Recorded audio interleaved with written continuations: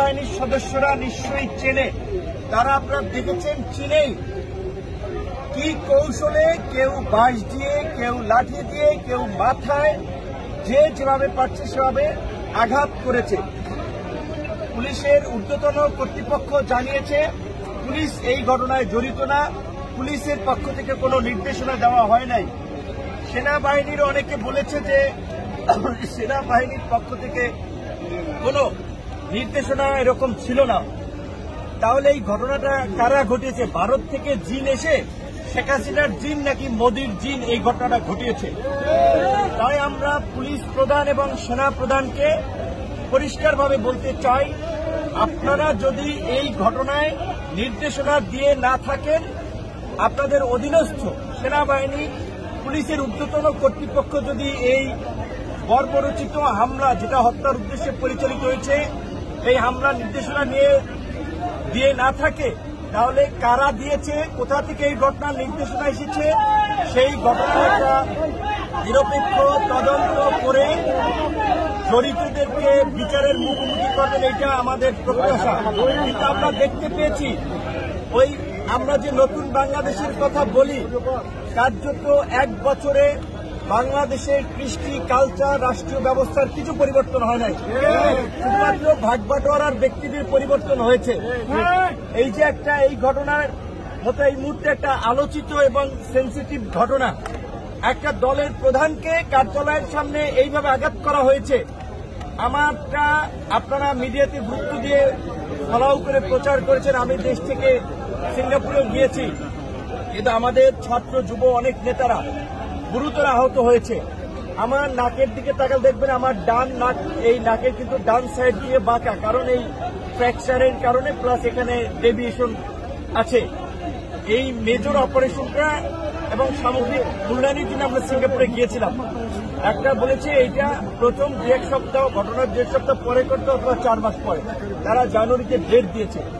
এইভাবে টার্গেট করে আঘাত করা হয়েছে। প্রকৃততে এটা আমাকে বলতে হবে, শেখ হাসিনার আমরা ফেসিবাদের সময় বলি, এই ফেসিবাদের সময়ও শেখ হাসিনার গদিকে চ্যালেঞ্জ করে আন্দোলন করেছিলাম আমরা। আমাদের উপরে আইন শৃঙ্খলা বাহিনীর এই রকমের বর্বরচিত হামলা হয়নি। তাহলে এইটা একটা টার্গেট অপারেশন ছিল, আমাদেরকে টার্গেট করে অন্যদেরকে মেসেজ দেওয়ার জন্য এই হামলা পরিচালিত হয়েছে। তাই আমি অন্যান্য রাজনৈতিক দল, গণ অভ্যুত্থানের আন্দোলনকারী নেতৃবৃন্দকেও বলবো, আপনারা যদি পরবর্তী সিরিয়ালে পড়তে না চান, এই ঘটনায় যেই জড়িত থাকুক, যত বড় ক্ষমতাধর ব্যক্তি জড়িত থাকুক, তাকে বিচারের মুখোমুখি করতে হবে, চাকরিচ্যুত করতে হবে। কিন্তু দুঃখজনক আমরা দেখতে পাচ্ছি ওই গতানুগতিক তদন্ত কমিটি গঠিত হয়েছে, মিটিং চলছে, প্রতিবেদন আলোর মুখ দেখে না। এই যে প্রায় 35 দিন হয়ে গেছে, একটা বিচার বিভাগীয় তদন্ত কমিশন করেছে, তাও তাদের কর্মকাণ্ড কিন্তু আমরা গাফিলতি দেখতে পাচ্ছি। আমরা বর্তমান প্রধান উপদেষ্টা থেকে শুরু করে উপদেষ্টা, অন্যান্য আইন শৃঙ্খলা বাহিনীর বিভিন্ন কর্তৃপক্ষকে স্মরণ করিয়ে দিতে চাই, একটি বিতর্কিত নির্বাচন করায় সাবেক নির্বাচন কমিশনার নুরুল হুদার গলায় কিন্তু জুতার মালা পরানো হয়েছে। সাবেক প্রধান বিচারপতি বাইতুল মোকাররম ইমাম পালিয়ে গেছে দেশ থেকে। সুতরাং এই 29শে অগস্টের ঘটনার বিচার না হলে অনেকেই আমরা যদি বেঁচে থাকি রাস্তায় অপমানিত হবেন, অপদস্থ হবেন, এবং ভবিষ্যতে তাদের গলায় গামছা আমরা পরাবো। আমরা সরকারকে সহযোগিতা করছি, আমরা এই সরকার দ্বারা কোনো বেনিফিট হই নাই, আমরা সরকারের ভাগ বাটোয়ারা অংশীদার হই নাই।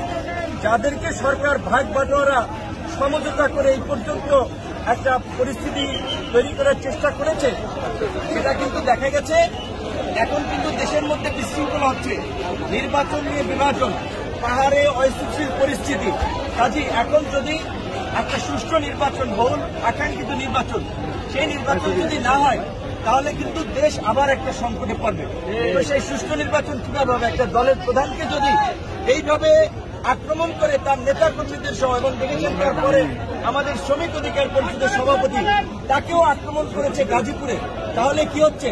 এই সমঝোতার নির্বাচনে যাদেরকে সিগন্যাল দেবে, তারা নির্বিঘ্নে ওই আওয়ামী লীগের আমির নির্বাচনের মতো প্রচার প্রচারণা চালাবে, মিছিল মিটিং করবে। যাদেরকে সিগন্যাল দেবে না, তাদেরকে এইভাবে হামলা করে, আক্রান্ত করে মাঠ থেকে তাড়িয়ে দেওয়া হবে। তাই আমরা মনে করি সুষ্ঠু নির্বাচনের পূর্ব শর্ত হিসেবে এই ঘটনার বিচার, এই ঘটনার তদন্ত এবং জড়িতদের বিরুদ্ধে শাস্তিমূলক পদক্ষেপ নেওয়া জরুরি।